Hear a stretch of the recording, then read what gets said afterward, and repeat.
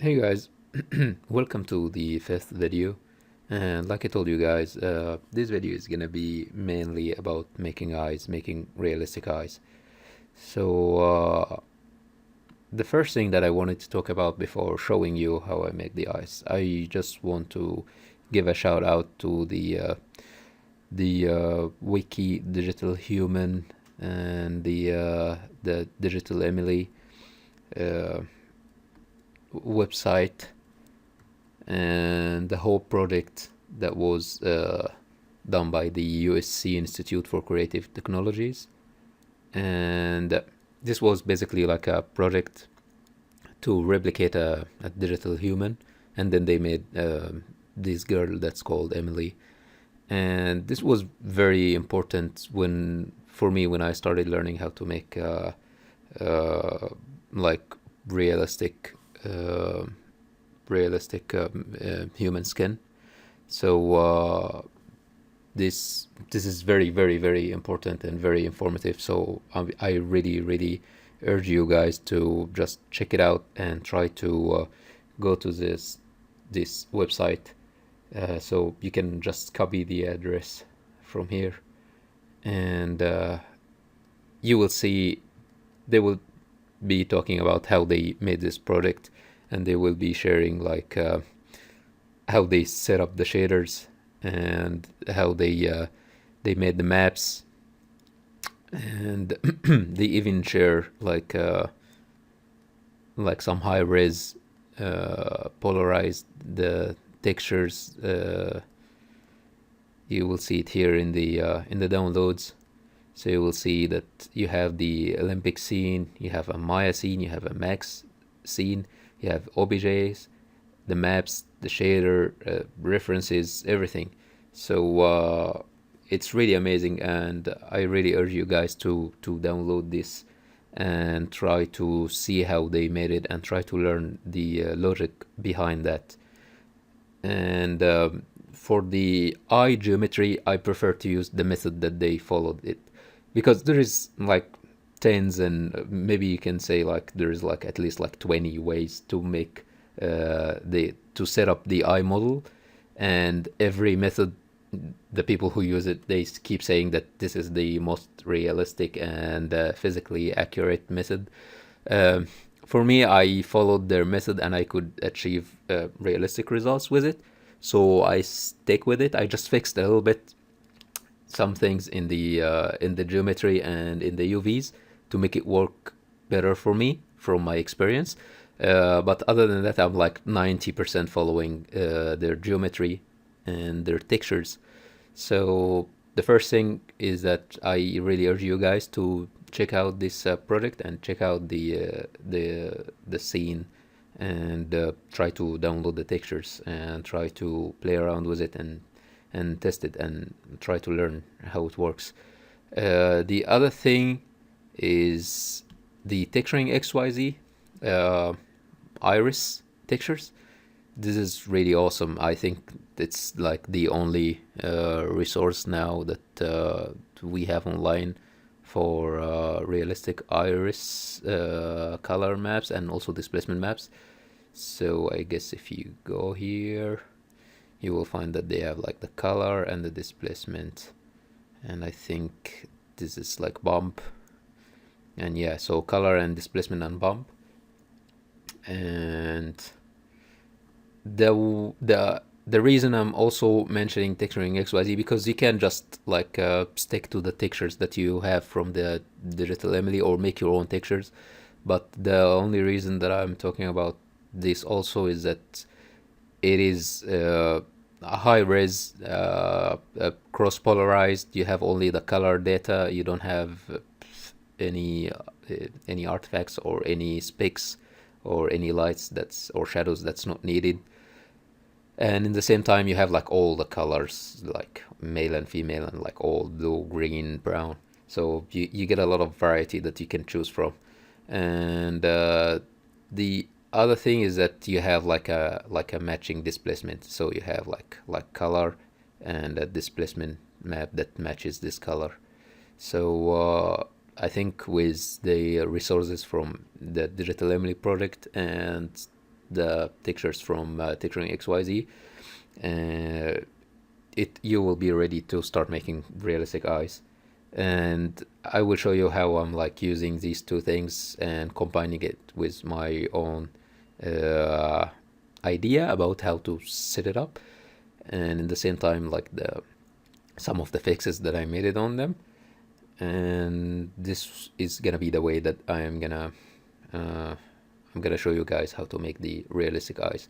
So if we go back again to the Digital Emily project, you will find here that's Maya scene and the maps.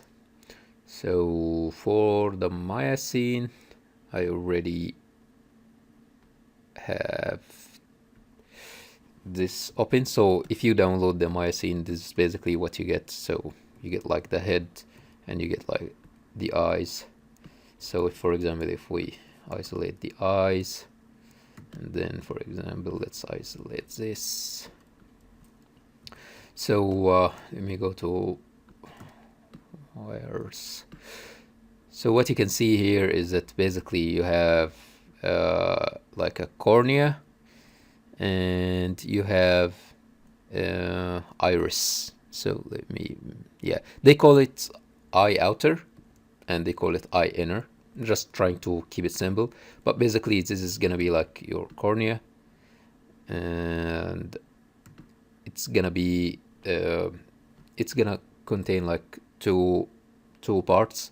A part that's gonna be like the white of the eyes, and this white of the eyes is gonna be it's gonna have like a subsurface scattering, because it's like a little bit fleshy, and it's gonna have this like veins and this bluish and reddish and kind of like a disgusting flesh material to it. So I can show you here. So yeah, so the part that I'm talking about is basically this part, and as you can see, it's gonna have the translucent part that's in front of the iris, and it's gonna have the white, which is not white. We call it the eye white, but it's basically not white at all. It's basically a combination of like bluish and yellowish and reddish colors with a lot of veins and blood. And what else? The other part is gonna be the iris. So let me show you first, guys, how they look like. Oh, sorry. How they look like as a model, as a gray shaded model. So this is the cornea with a bulge in it, and this is the iris. So you have like this flat part, which is gonna be basically your iris, and then the other part of the sphere we will not care so much about texturing wise. So it's gonna be just like replicating the volume of the iris inside the cornea, but nothing other than that. And the way that this is set up is that it's basically like you have this hole in the middle, which is replicating like the lens, and it's like double face modeled, you know, if this makes any sense. So it's like if you model a sphere inside a sphere and then connect it on the edges where your lens is gonna show, which is the black part, and this black you will get from the shadows. So if I go here again, so if I hide my cornea, this is the iris, and as you can see, guys, like the volume and the colors, and the texture and everything, it's not a perfect sphere. And that's how your eyes look in real life. So try to learn more about this, that your eyes will never look like a perfect sphere in real life, and that's what we are replicating. So yeah, that's basically it when it comes to the model, how the model looks like, and we're gonna use this. And the only problem that I might have with, for example, the inner, which is the iris, is that if I go to UV editor, so I don't like these UVs. It's limiting me to make my UVs inside a software like Photoshop, for example, because I want to lay my color and my displacement at the same time. So I prefer to have like a better UVs that like you know, like if, for example, if I like select this edge and then cut my UVs in around this edge and then make my UVs like a sphere. So that's basically what I would do. Like, let me quickly show you, for example, if I like select all my edges here and then sew them, and then if I go like around this edge here and then cut, then go here, then do the same, and then if, for example, I say UV shells, so I have this shell, and let's convert it to UVs, and then unfold that. So that's what I mean, guys, is that if I make this in my model, and I will show you how I have it on my model, but I just wanted to quickly show you. So what I want is that I want to have this kind, especially like for the front part of the iris, is to have this kind of UV shell, so I can basically like add my my texture on top of it. So it would be easy for me to like add the texture of the iris on it. So yeah, it's just tiny things that I changed like that, like the UVs or some small stuff in like the topology or the shape of the model. And I can show you guys like what I have here. So for this one, I actually kept the UVs because I prefer to keep the UVs like that because I'm going to be using a ramp. But for this one, I think I changed the UVs. So UV editor. So yeah, as you can see, guys, this is my my UVs for the iris, and this way, and this way it would be easy for me to like see what I'm doing. I can paint over it in Photoshop, for example, or something like that. And that's how I made the UVs for my eyes. But still, I'm using the same idea.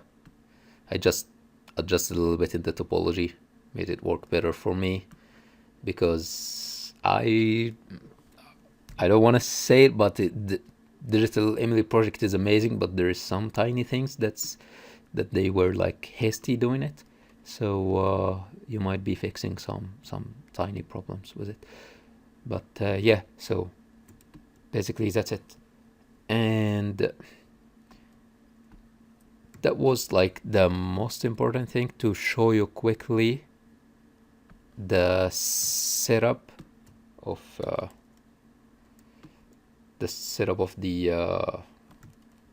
the model itself. And also, guys, like, take some time to appreciate the way that the head itself was modeled. Like, for example, you can see the eyelids here and how they are modeled. You can see that the crankle and the meniscus or like the witness of the eyes. I have a different method of doing both. I have like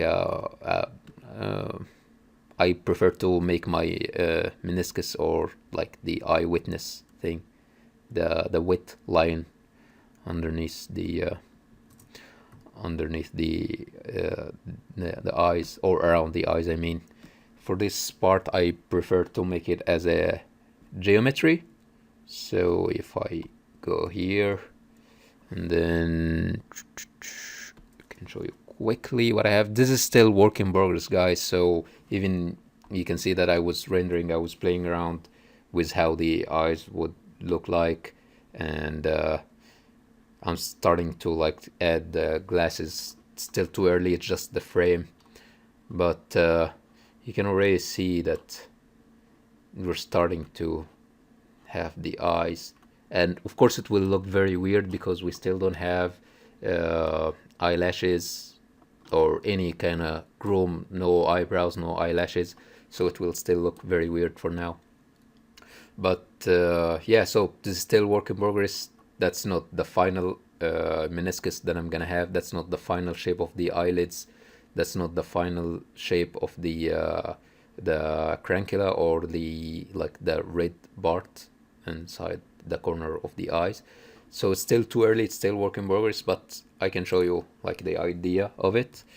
So for my meniscus or the eye witness, I prefer to basically just, if I show the head, to just like basically like select, as you can see, guys, I need to show the cornea so you can see the eyes around it. So for the meniscus or the wet line underneath the eye or around the eye, you can make it all around the eyes, which is the more physically accurate thing. For me, I know, because I'm gonna be only like rendering frames, and I know that he has kind of a look that's like he has like really big folds on the upper part of his eyes, so I am sure that we will not be able to see any of the meniscus on the upper part. That's why I only made the lower part. So what I would do is that I would go to ZBrush and then basically like mask this area and extract it, and then make the meniscus out of it. Or another way is that you can like choose this and then like go to faces and then maybe like select an edge, like, yeah, if I am like selecting an edge loop on, come on,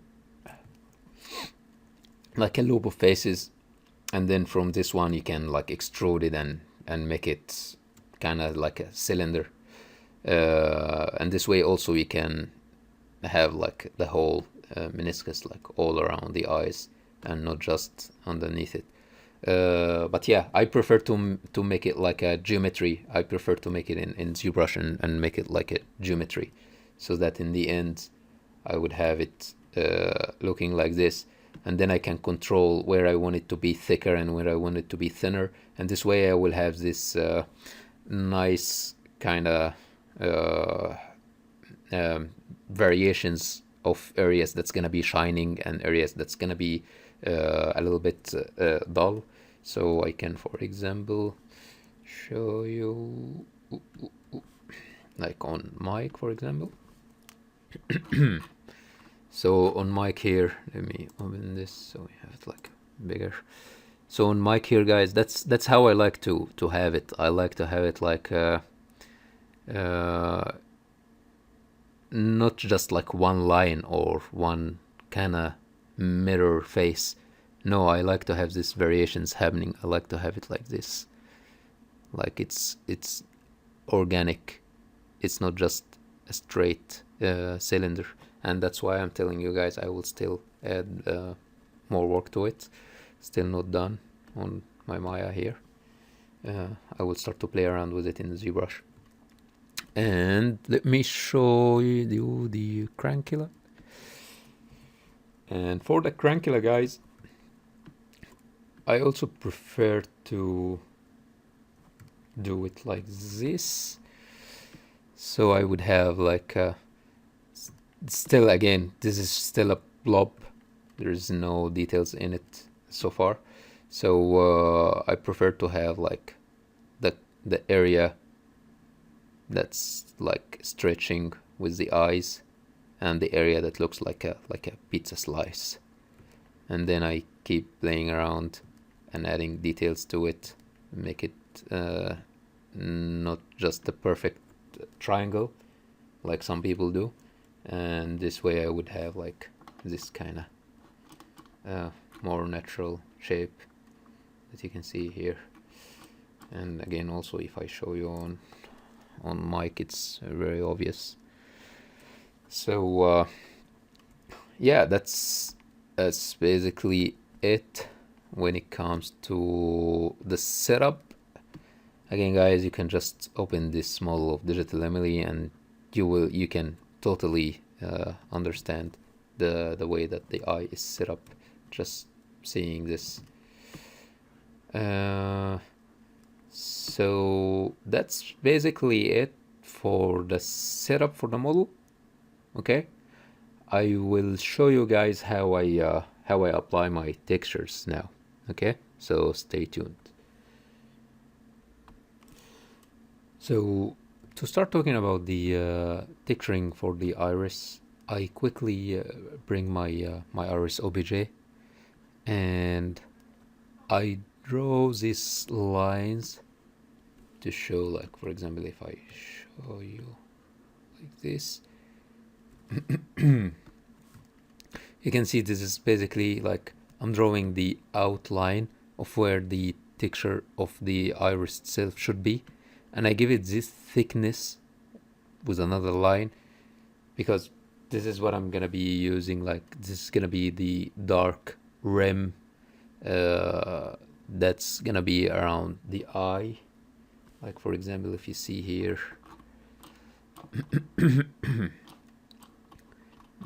you can see that the eyes, it has this kind of like dark edge around it, and that's basically what I'm gonna be indicating in this line. And I draw another line here, and this is where my black is gonna start. So basically in this area, like here, around here, this is gonna be my iris texture. So I do this quickly just as a reference guide for me. And if I go into my Photoshop here, I go File, Open, and then I have here the map that I exported with the lines. Okay, and I have here open my my texture color and the displacement textures, and I'm gonna copy both and have it on separate layers, like above my my drawing. So like that. And let me get this a little bit bigger so you can see what's happening, guys. So come on, something like that. So yeah, so now I have both layers, like the displacement and the color, and this is my drawing. So what I would do is that, for example, if I add these two, if I bring my color up here, and then I can convert these to smart object and then do the same here. And if I got the opacity a little bit down, like 80% maybe. Same here. can even hide this one and only have the color. And as you can see, that's how it looks like now. So if I grab both of these, Control T for my transform, and try to get it as close as possible to where my texture is, something like that. And then what I will do next is that I'm gonna hide the displacement. I'm gonna go here and I'm gonna go to filter, Liquify, and what I will do is that I can do like layer 0. Yeah. So if I make my brush bigger, I hope you guys can see from the recording. I can see perfectly here, but I hope that when you're watching the recording you can see like what I'm doing. So I'm like trying to bring like the black area like around the circle, and I try to use like a big brush so I don't totally destroy my textures. And then I'm trying to bring the details in the circle inside. So yeah, so something like this would be fine. And say okay. And then what I will do is that if I come here to my smart filter and then click Alt and drag it to my second layer, it's gonna take some time. This is basically, it's like applying the same filter that I made on the color layer. It's gonna apply the same Liquify filter on the displacement, and this way I will have my color map and my displacement map matching exactly. So if I show now my displacement, so if I hide this, so you can see now guys that my displacement map, if I go like all the way, that my displacement map is now matching my color map, and that's the most important part.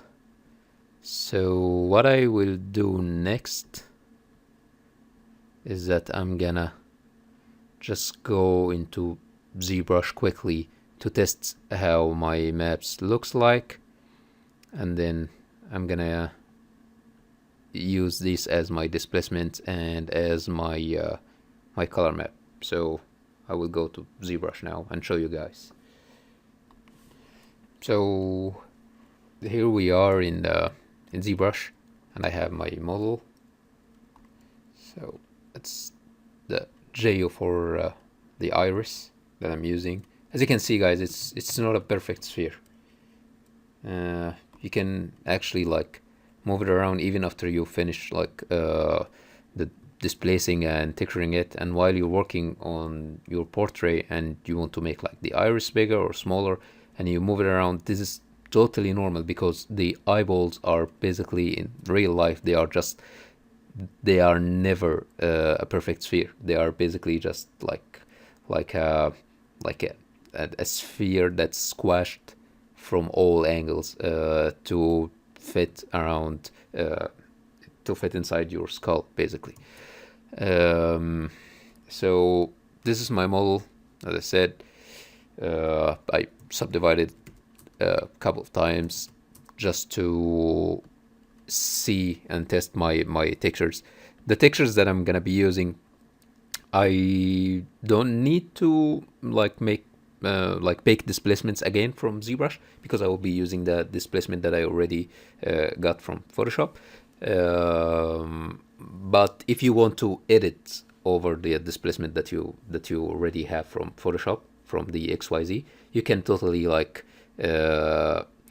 import your displacement, apply it, and then you can start sculpting over it, and then bake new displacement maps and use it in your shader instead of the one that comes with XYZ. But let me first show you guys, and let's test if our texture and displacement will look good on the model. So let's first of all test the displacement, because this is the most important one. So if I import the displacement that I just made, and of course guys, you know by now that we always flip V, and then here if I go to my first of all UV map to make sure that I'm gonna be using like a 4K map, and then texture map, new texture, and then displacement map, and then I use the one that I flipped, and then let's go to basic materials so it would be more obvious, and then let's go with our intensity. As you can see guys, it starts showing. So yeah, that looks perfect. That looks perfect for me. As you can see here, like on the edges, of course you can like be like OCD and like go in there and like clean all of that, but guys, this is not gonna be showing. This is gonna be hidden underneath the cornea. But if you want to clean this, you can totally do that.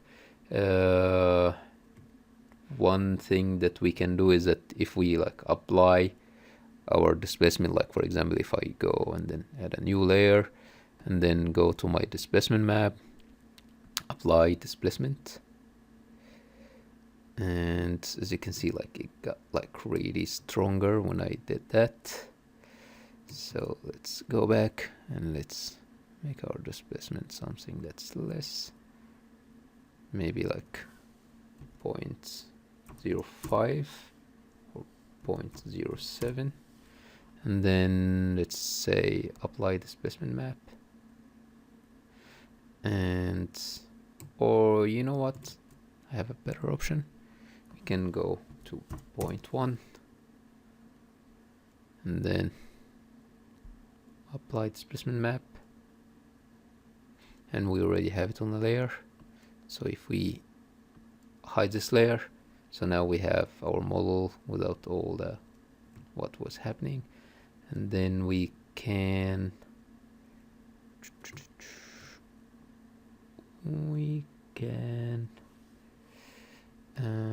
let me just do this. We can delete morph target and then store morph target, so we can store morph target on this, and then when we show our layer, sorry guys, so go to lowest subdivision, delete morph target, store morph target on the lowest subdivision, and then go to highest, apply my layer, and then go to lowest and switch, and then if I go to highest again, I will have like basically my details without the inflation that was happening. And then what I could do again now is that I can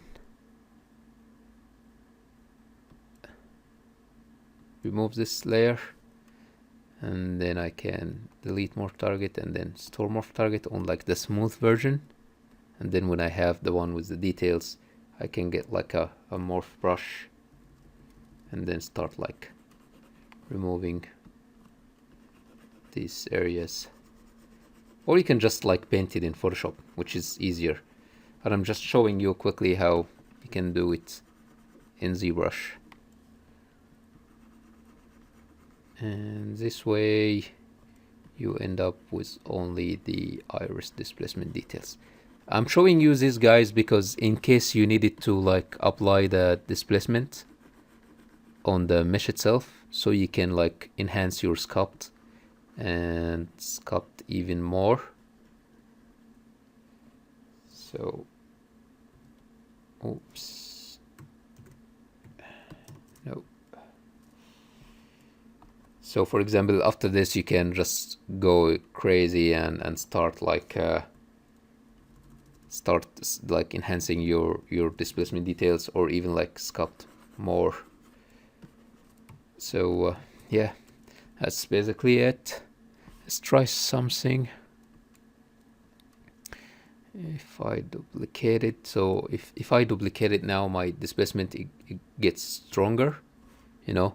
You can like even like control the second layer. So yeah, that's basically it for the displacement.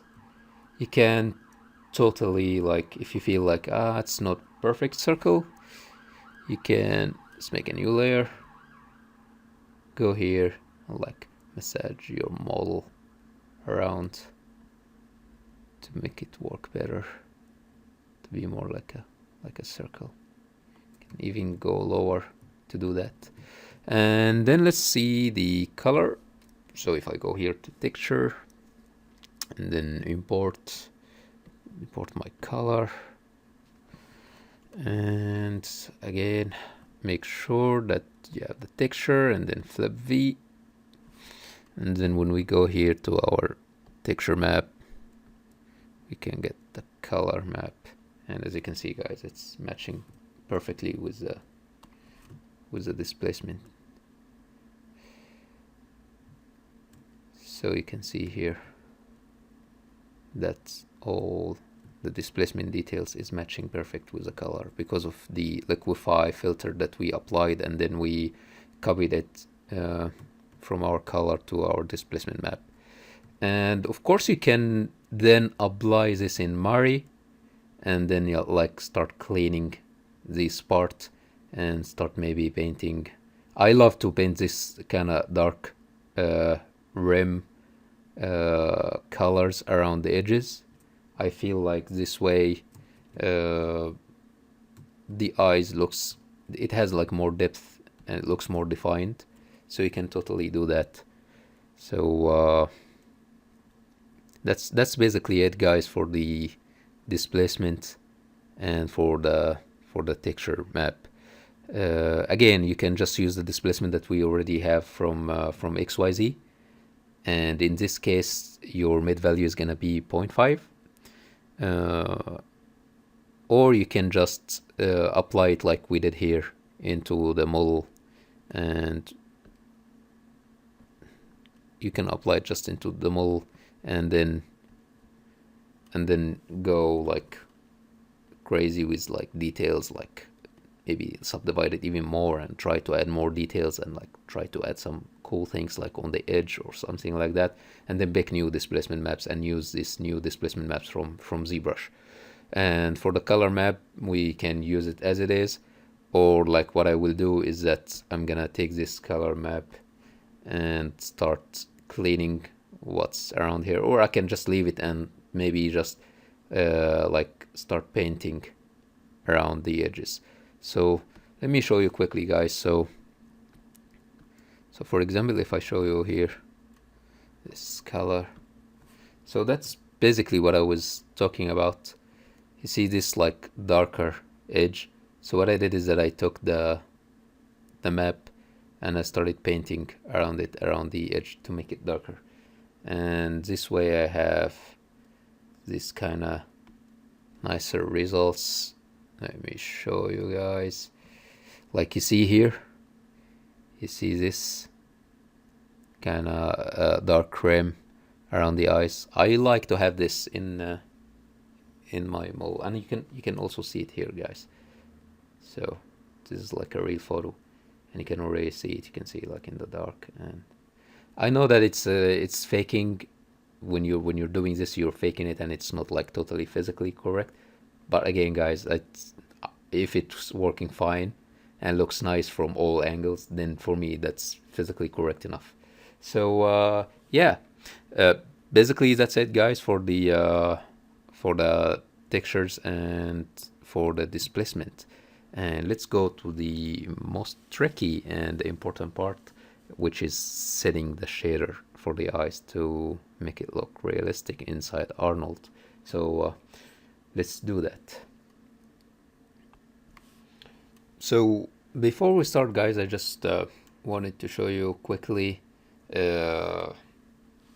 what I'm using for the cornea. So again, I'm using the the texture map and the bump from the Digital Emily. So like when I showed you the website where you can download the maps, so I'm basically just using this texture and I'm using this bump. That's for the cornea. But for the iris, I made my own UVs. I'm using the textures that I painted from XYZ. So just to let you know this quickly, and then let's jump into Maya. So here is again my cornea and my iris, and the iris is very straightforward, the iris shading. So let me grab the hyper shade, and let's have the eye like around here, and then our hyper shade here. So these are the shaders, the cornea shader and the iris shader. And let's start with the iris because, like I told you guys, it's pretty straightforward. What I have is basically the color map that I'm using, and I'm using a displacement map, right? The displacement map that I showed you guys. I'm using this displacement map. I think for this one is the one that I used for Mike. For this one, I baked new displacement maps inside ZBrush, and then I imported them. So for the people, there were some people who were asking how you add your displacement maps. So for adding displacement maps, I showed previously in the skin shading tutorial, I showed how you bake your displacement maps outside of ZBrush. And then to add them, basically you will have your shader, and the shader engine here, you will have displacement shader. And if you go here, you have an image. And then when you open this, it asks you if you want like a file. And then when you open a file, it asks you where is your displacement map, and then you browse in your windows until you get the displacement map. And then, like I told you guys, automatically Arnold understands that the color space should be raw for any displacement, and the alpha should be luminance. But in case that it didn't work for you, if you're using something else, not Maya, you should always be, when you're using displacement, always be on a color space that's raw and alpha is luminance. And yeah, so basically in the alpha gain, I was using this, I guess, to make my displacement stronger. And yeah, that's basically how you import your displacement. And again, if you go to, for example, if I go to my iris here and then attribute editor and then under Arnold, I should have the subdivision, this is very important. So it is on none automatically. What you would do is that you set it to cat Clark. You set it to cat Clark, and then you add the iterations. The iterations is basically like how many times do you subdivide inside ZBrush up on the base mesh to get the details. So if you're using the base mesh and you subdivide it like 3 times or 4 times inside ZBrush, and then you bake your displacement maps based on that, then you add iterations that's based on this. And the displacement attributes is where you have like the height, and I told you guys that this one should always be on 1, but if you want your displacement to be stronger, then you can make it like 1.2, 1.3 or whatever. And if you want it to be less strong, then you do it like 0.7 or whatever. And the auto bump, I told you guys, it doesn't make that big difference. Sometimes I keep it on, sometimes I turn it off. And the scalar 0 values, this is where you have, like, for example, if you're exporting your displacements out of ZBrush and you're using a value of 0, then you should keep it at 0. If you're using a value of 0.5, then you change this to 0.5. And I think the ones that comes from XYZ are on 0.5. But anyways, So that's it for applying the displacement. And I talked about this, guys, in the skin shading. I'm just talking about this again because some people asked for it. So yeah, so basically I add my displacement, I add my color map, and then my color map again, like what we did with the skin shading, I add my color map in the subsurface color, guys. So no base color. So I just go down here and then subsurface, and then in the subsurface color I add my color map, the one that I painted from XYZ. And then again for the scale, you remember, guys, we were using 0.1 for the head. For this one I prefer to use something that's even less because the iris is not as subsurfacey as the skin itself. So I prefer to use something that's even smaller. So I give it like half the value that we used on the skin. And I use a type of diffusion for the iris because again it's very tiny, and when I'm using random walk I get like very weird results.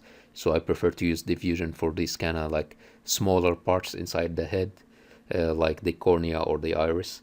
So yeah, and the IOR 1.4 or 1.38 like I told you guys. And I try to add a tiny bit of specular, so I don't just keep it like totally rough. So I add a tiny bit of a specular weight, like 0.05 and like 0.5 roughness. I don't think I add I don't add quotes. And yeah, that's basically it. That's why I'm telling you guys it's very simple. And I add a remap HSV, remap color. I don't know why I added both, but yeah. Anyways, I just add like in between remap nodes, so I can on the fly while I'm on Maya I can control like the color of my iris, like make it more blue, make it more green or whatever. So I add a between the iris color, the out color goes to the color on the remap, and then the out color goes to the subsurface color. So that's very simple. I'm sure you guys will be able to follow that very simply. And then the cornea is a little bit tricky. It's not as simple and as straightforward as the iris, especially that for the cornea we will have to make this the front part translucent, and we're gonna add like a subsurface scattering into the outer part. So for these guys I will show you how I have my shader set up. So I have here again a cornea, and I have in the geometry, in the geometry. So like I showed you guys, I'm using I'm using the bump map that comes. So here I'm using this bump map that comes from the Digital Emily project. So I'm not using displacement. So for this one I will use it as bump map, and to use it as a bump map I do this. I go into my shader. Again, this is again an AI standard surface shader, okay? All of this, the iris and the cornea. And then I go to geometry, and in geometry I go to bump mapping, and then in my bump map, and you see guys, this is a mistake that I made. It shouldn't be sRGB. It should be row, and alpha is luminance, okay? And of course just go to where the folder is where I have the file. So that's for the displacement or the bump. So this is where my bump is. And then again for the color, I'm using the color and I'm using a Remap HSV, so I can control how red this is and how white, like the white is. It's very simple. Again, it's the same thing. And the most important part is the transmission. So in the transmission part, if you see here, guys, let's talk about the subsurface and all of that later, but let's talk about the specular and all of that later. But most importantly, let's talk about transmission. And transmission is basically where you want things to be opaque and where you want things to be translucent. So we want this inner part, like the front part, to be translucent, like you're seeing here, guys. And then the rest is opaque. So for that, first of all, the most important thing is that we select our geo, and then we make sure that in the attribute editor, geo shape. Okay, so in the attribute editor in our Cornea geo shape, we go to, again, you see here the subdivision, Cat Clark, and I subdivided how many times, and then the displacement and all of that. But the most important thing, guys, is that what happens that automatically any geometry that you would have, like for example, let's go to outliner, the iris, and if I go to attribute editor and then the geo shape, you can see that here in under Arnold, the poly mesh, I have it opaque. And that's very important because I want my cornea to not be opaque, because I'm gonna have this translucent part. So we have to always go here and to the geo shape and then uncheck the opaque part. This is very important, guys. So that's the first thing to do, to add this transmission. And then the second thing is that in my transmission weight, I add this ramp. So as you can see here, guys, I create a ramp. So it's very easy. You just type ramp and then like a ramp texture. Okay. And this ramp, let's make it easy, guys, for you. Let's, for example, if I have here on my outliner, I have a geo called Cornea test, and I'm gonna use this one as I'm gonna be like building my shader from scratch on this one. So let's hide the one that we have here. So for this one, let's make a new shader, the AI standard service. And then for this one, let's call it Cornea test. And then what I would do, guys, is that in the not in the displacement, since I have bump, then what I would do is that to begin with, I would go to geometry, and then in the bump mapping, I would go here and then select file, and then get my bump map, and then make sure that it's raw and the alpha is luminance and yada yada yada, everything that we talked about before. And then here I get like the color, and then again in my color map, I add my color not in the base, I add my color in the subsurface color, because we're gonna add some subsurface to it. So that's what we have here. So in our subsurface color, this is where we connected the color map. So that's basically it for the color.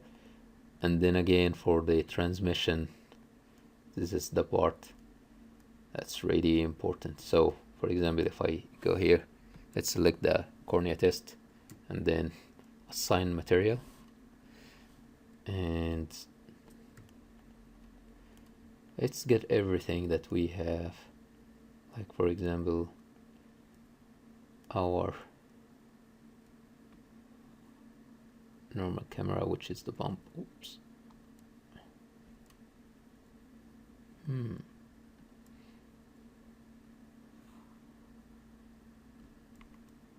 Let's try this.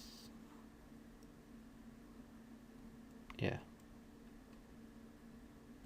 So yeah, let's apply the bump, and let's apply the subsurface color.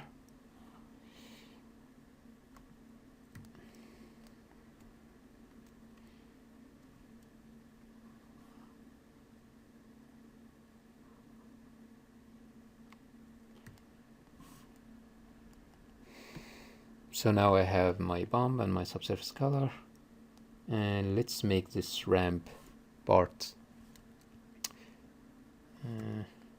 What else did I have connected? So I have my color, I have my bump, and then let's see what I have for specular.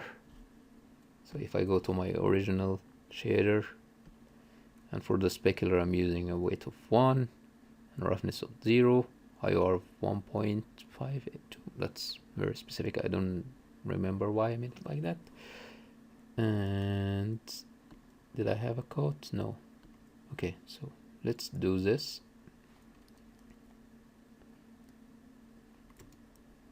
So if I come here, my specular, roughness on 0, yeah, keep it like so. Yeah, the 1.52, that's the default on the shader.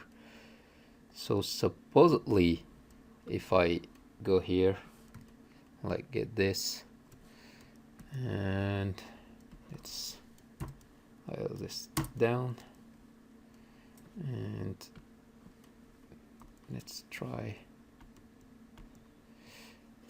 to maybe do a render from perspective, and let's see how it looks like. I'm gonna pause here, guys, to just see how it looks like and come back again.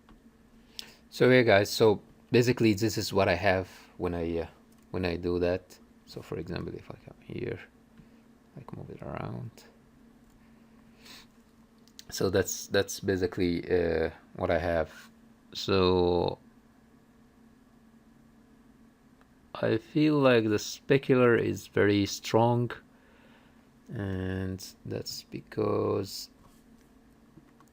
I think I made the bump a little bit higher, because when I was testing it on the face with the eyelids and everything, I needed it to be stronger so it shows. So for example, if I show you guys here, I had to make it stronger. It looks very strong when it's on the eye by itself, but that's how we can make it show even with the eye, like inside the head. So that's why I made it stronger, if I remember correctly. So you can always just like dial down the bump, and then it will not be that strong, or you can even dial down your specular, and then it will not look like that. But again, guys, I made it stronger so that it would show in the final result with the eyelids around the eyes. So what we want to do now is to add the ramp to the transmission, so we would have this part to be translucent. Okay, so let's do this. First, let me check in my original shader. the subsurface I was using. So I was using the subsurface color, like I told you, the texture map, and then on the scale I made it even less on this one. So if you remember, guys, it was 0.1 on the skin, and then it was 0.05 on the iris, and on this one I made it like 0.01. So I made the subsurface really low on this. Again, guys, I'm just doing this, testing it and seeing it with my eyes. If it looks good enough, then I would do it like that. So here the scale is on 1, so I will make it 0.01, and again it's diffusion. So transmission, so let's go to the transmission part and see what's happening. So I added a ramp with a remap value, and I will show you why I added this remap value now. So let's add a ramp, texture, and then let's add a remap value node, and then my out color should be in the input value. I think it's my out color R should be in the input value. Yeah, out color R. Since we are not dealing with an RGB colors, we're just dealing with black and white, so you should choose one channel. That's why I took the out color R into the input value, and then my out value should be connected to transmission. And this way, when I go to my shader here, I'm gonna have my transmission weight based on this ramp and the remap value that I will be making. So out value into transmission, and now if I go here, you can, guys, see that my weight is basically the ramp. So what we can see here is that because my ramp is set to like an opposite value, that's why you see that most of the cornea now is translucent already. So what I had on my previous ramp is I made the black part here like very tiny, and this was where the translucent part is. So if I go to my ramp here, let's make it opposite, so the black part.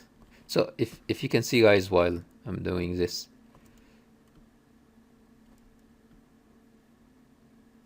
so black part is where it shouldn't be translucent, so white is where it's translucent and black isn't. And then you can see now that I can see the iris. I keep playing around with it, and of course I have to like keep like rendering and see how it looks like. So for example, if I have like that, let's see if I quickly render.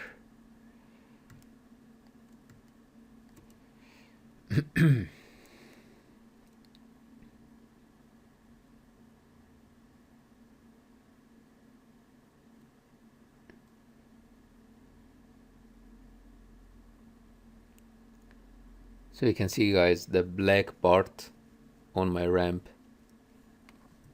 is where it's gonna be translucent. So this is the tricky part that I was telling you guys about, is that you have to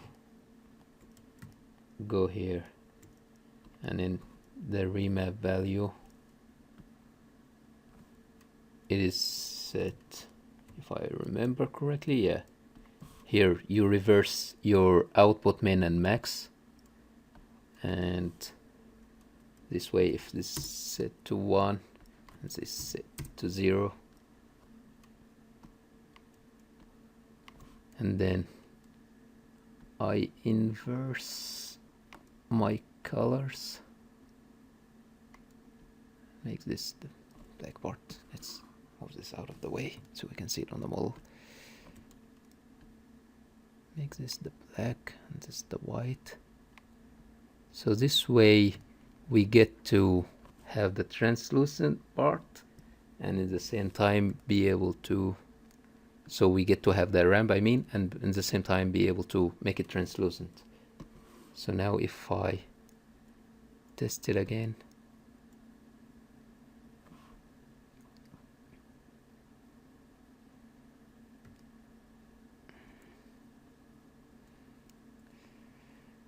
see how it looks.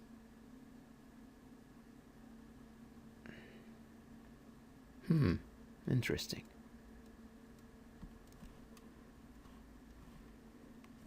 So if you remember, guys, the part that I was telling you that it's very important that we remember is the opaque. So my model was on opaque. So when it is on opaque, you will not see any translucency. So what will happen is that this part here is gonna be black.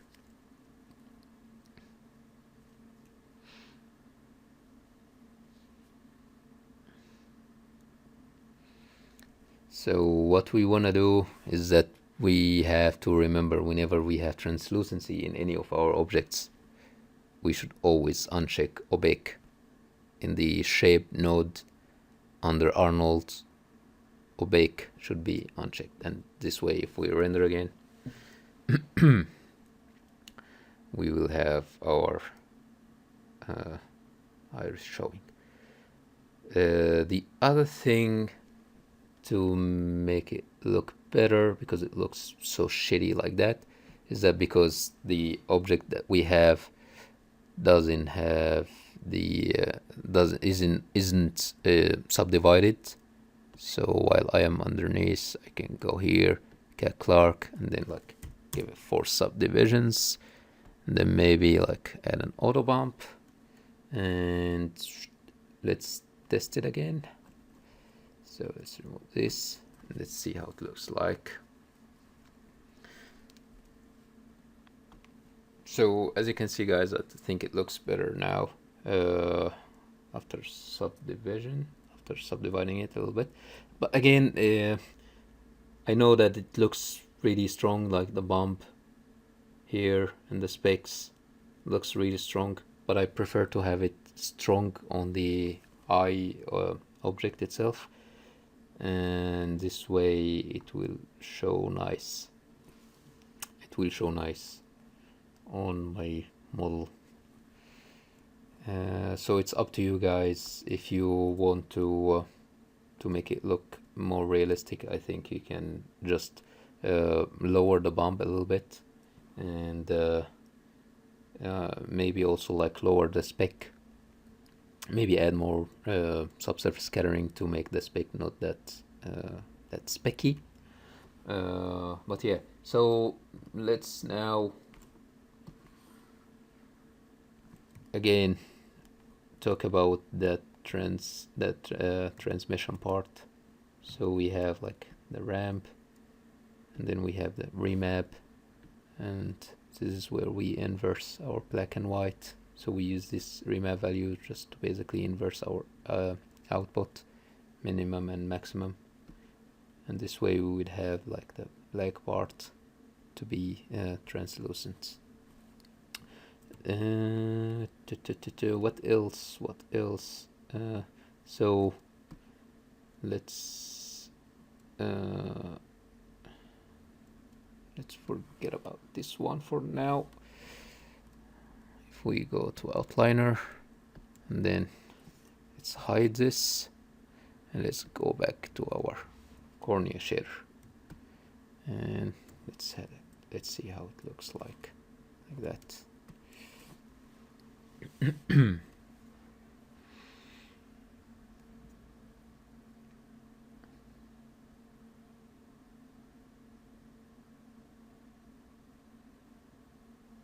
So as you can see, guys, it already looks better. So what I would do in this stage is that I keep playing around with my ramp. So if I have, let's stop this. So if I have here my ramp, let's just get rid of that. Don't need this anymore. So if I have my ramp here, I can just get this out like that. And then on my model here, I keep playing around with like how big I want the translucent part to be, you know, like how sharp it is. Like I can make it like sharper or whatever. So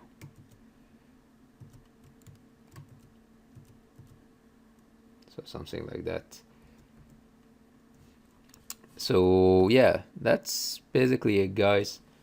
This is how I make the eye shader, how I texture it, how I model it, how I use the again. It's amazing how the USC thing with the Digital Emily project. This is basically how I understood how to make eyes, and I'm using their model setup. I'm using their textures, for example, on the cornea. So it's an amazing thing. It's you guys should check this out, and again also check out the whole model and see things like how the eyelids thickness should look like and things like that. So I hope that was helpful, guys, and I hope you learned something from this. I know it is a little bit tricky to make the eyes, maybe the shader, but yeah, I'm sure you guys will be able to like keep working along the video and try to get something. And please, guys, just give me any questions if you stuck at some point while you're making your shaders. And I'm sure that there is a lot of people who would be watching this video and they are like stronger than me when it comes to like the technical log dev part. But this is my own method and this is the way that I'm making it. And like I told you guys a lot of times before, I look at things with my eyes. If it looks nice to me, if it looks realistic, then I go with it. I don't go like too much into the technical parts. And from what I'm seeing here when I was making this for Mike, it looked good enough for me. And yeah, so that's it, guys, for the realistic eye shader. And we are really making big progress now. So hopefully next week we're gonna be starting to work on the grooming. So I'm thinking maybe next week video we're gonna start like grooming the goatee, the beard. So if, for example, if we're gonna do that, so maybe we can groom the beard to look like this. I'm really happy that we will have a chance to look at grooming in something that's simple, so that people would be able to follow along and learn the basics of grooming. And in the same time we do it like quickly, and we don't have to do it like over 30 videos, because we're gonna be like grooming like long hair or something like that. So that's it, guys, for this week. I hope that was a little bit helpful. I hope that you could understand now how to like make your eyes, where you can find resources for the model and for the textures, and how you can set up your shader. And if you have any questions, guys, just ask. And I'm really happy, guys, that we've been doing this now for like 2 weeks, 3 weeks, less than 3 weeks, and we are already almost 100 patterns on the page. So thank you very much, guys. Thank you so much for that. And I hope I can keep doing this, and I keep providing you guys with videos and showing you how I make things. So thanks, guys, and see you next week.